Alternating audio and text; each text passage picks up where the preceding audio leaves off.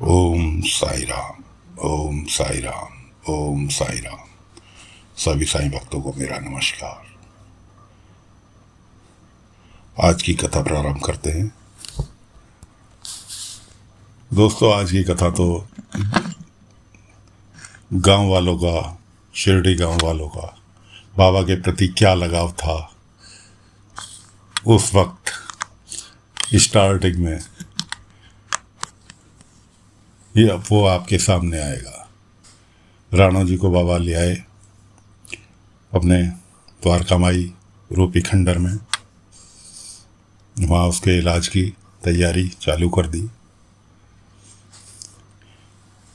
रात का समय था। राणा जी को बाबा ले आए, उसको गले से लगाया, उसको समझाया कि कोई छुआछूत की बीमारी नहीं होती, इलाज की ज़रूरत है, इलाज ना करने से ये बीमारी बढ़ेगी, ऐसे एक दूसरे को नहीं लगेगी।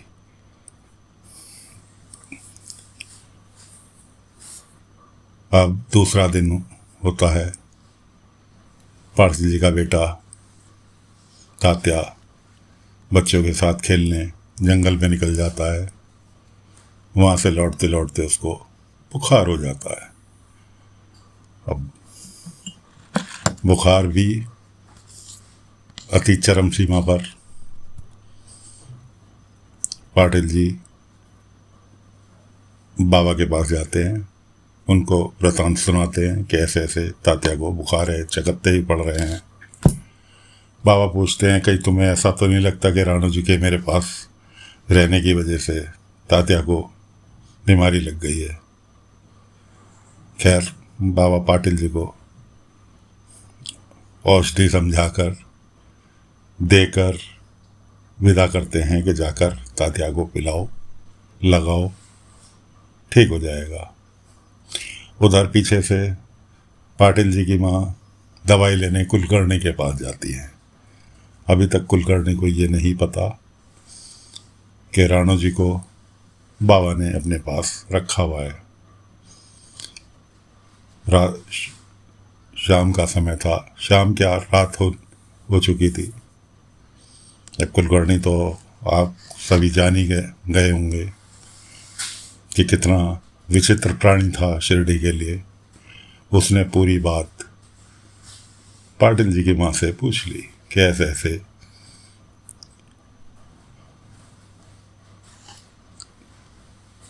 राणो बाबा के पास रुका हुआ है, खंडर में ठहरा हुआ है। वो दवाई लेकर आती है।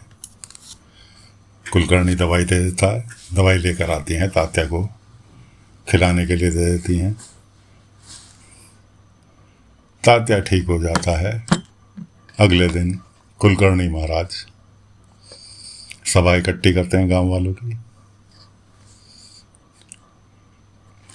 कि ऐसे ऐसे साईं ने राणो को खंडर में छुपा रखा है और सबसे पहले तो कुष्ठ रोग से मुक्त होने के लिए दवाई बंटवाने का नाटक करते हैं पूरे गांव को। उसके बाद सभा लेते हैं कि जिस साईं ने ऐसे ऐसे सबको उसको राणो जी को अपने पास रुका रखा है। गांव वालों को भड़काते हैं। गांव वाले, कुलकर्णी आगे आगे, गांव वाले पीछे पीछे लठिया डंडे लेके बाबा को मारने के लिए, राणो जी को मारने के लिए कि या तो भाग जाओ नहीं तो मारेंगे, इस तरह से कह के सब द्वारका माई पहुंच जाते हैं। घेराव कर लेते हैं एक तरह से द्वारका माई का। उसी बीच में पाटिल जी, बाईजवा दोनों पहुंच जाते हैं उनके साथ साथ। अब गांव वाले बाहर निकलो, बाहर निकलो, इस तरह से, जैसे आप जानते हैं झगड़े में होता है घेराव करके। बाबा आराम से शांत मुद्रा में बैठे हुए। अंदर द्वारका माई में प्रवेश करने की खंडर में किसी की हिम्मत नहीं, क्योंकि कुष्ठ रोग लग जाएगा, इसलिए कोई अंदर घुसने के लिए तैयार नहीं। डर के मारे उधर राणो जी की हवा खराब, डर के मारे, साईं कुछ करो, मारेंगे पीटेंगे, ये करेंगे। अब शांत मुद्रा में बैठे हुए हैं। उसके बाद जब बिल्कुल अति पार हो गई कि डंडे से मारेंगे तो कुछ रोग लग जाएगा, तो पत्थर फेंकने की बारी आई। पत्थर फेंकने की बारी आती है तो बाईजामा पाटिल जी दोनों जाके सामने खड़े हो जाते हैं कि कोई पत्थर नहीं मारेगा, हम जिम्मेवारी लेते हैं कि राणो आज के बाद खंडर से बाहर नहीं निकलेगा। बारी आती है, राणो जी तो बाहर नहीं निकलेंगे, लेकिन साईं तो घर घर भिक्षा मांगने जाते हैं। उनसे वो राणो जी की संगत में है, राणो जी से रोग उनको लगेगा, साईं से रोग पूरे गांव को लगेगा, क्योंकि साईं पूरे गांव में भिक्षा मांगने जाते हैं।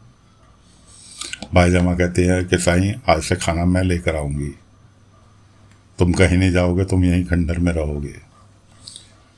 बाबा बोलते हैं कि नहीं माँ, नहीं बाईजामा,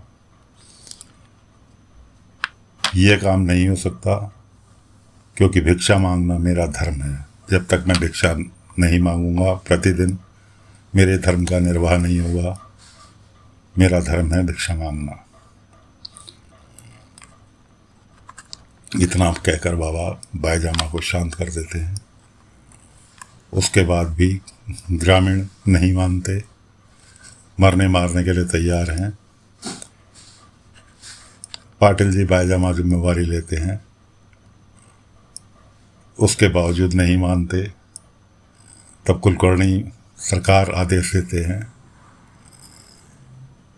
कि जो इनकी मदद करेगा उसका हुक्का पानी बंद। बाईजामा और पाटिल जी ने इनकी साईं की मदद की है, राणो जी की मदद की है, इसलिए इनका हुक्का पानी बंद। हुक्का पानी बंद का मतलब कोई उनसे बात नहीं करेगा, कोई उनको सामान नहीं बेचेगा, कहीं वो जा आ नहीं सकते। एक तरह से बिल्कुल जेल टाइप का उनका व्यवहार हो गया। सभी गांव वाले अपने अपने घर की ओर प्रस्थान कर लेते हैं। अब बाईजामा पाटिल जी सब बड़े निराश अपने घर लौट आते हैं। उधर बाबा नित्य क्रम की तरह अगले दिन भिक्षा मांगने जाते हैं। कोई उनको भिक्षा नहीं देता। सुबह से दोपहर हो जाती है, कोई भिक्षा नहीं देता। घूमते हुए पहुंचते हैं खंडोबा मंदिर। वहाँ मालसापति जी देखते हैं बाबा को हाथ में भिक्षा पात्र लिए हुए, समझ जाते हैं कि आज किसी ने इनको भिक्षा नहीं दी। खंडोबा मंदिर में प्रसाद की थाली रखी हुई है, वो बाबा को देने के लिए चलते हैं, लेकिन ग्राम प्रधान कुलकर्णी सरकार का आदेश होने के कारण कि हुक्का पानी बंद है तो इनसे कोई बात भी नहीं करेगा, वो थाली उठाकर वहीं रख देते हैं और खंडोबा जी से प्रार्थना करते हैं, ये खंडोबा जी ये प्रसाद साईं स्वीकार कर ले। उधर बाबा बोलते हैं कि जब तक जो सामान मेरे भिक्षा पात्र में नहीं डाला गया वो मैं स्वीकार नहीं कर सकता। इतने में एक कुत्ता आता है और वो प्रसाद खाने लगता है। बाबा बोलते हैं कि मालसापति जी, आपकी खंडोबा जी ने प्रार्थना स्वीकार कर ली। अब खंडोबा जी को अचंभा होता है कि ये बात तो मैंने मन में कही थी, बाबा को कैसे पता चल गई। लेकिन वो तो जानते थे बाबा कोई साधारण मनुष्य नहीं है, इसलिए वो इस चीज़ को इग्नोर करते हैं और खंडोबा जी को प्रणाम करके बाबा अपने द्वारका माई आ जाते हैं। उधर राणो जी को बोल कर गए थे कि तुम बैठे बैठे खाली बैठे मत रहो, कुछ कंबल वगैरह बनाओ। राणो जी असल में कंबल बनाने का काम करते हैं, तो उनके लिए सामान की व्यवस्था भी बाबा जी कराते हैं अपने किसी दूरदृश्य के द्वारा। अब राणो जी को कंबल बनाने का सामान मिल जाता है और बाबा द्वारका माई में पहुंच जाते हैं। तो दोस्तों, कुलकर्णी का तो बहुत विकट रूप रहा है शिरडी में। जो बाबा को जानते हैं वो सभी इससे परिचित हैं। अभी खंडोबा जी की महापूजा होनी है, जिसके लिए प्रसाद पाटिल जी के यहाँ से हमेशा आता था, लेकिन पाटिल जी का हुक्का पानी बंद होने के कारण वो प्रसाद आज आना संभव है। इसलिए दोस्तों आज की कथा यहीं समाप्त करते हैं। कल फिर मिलेंगे।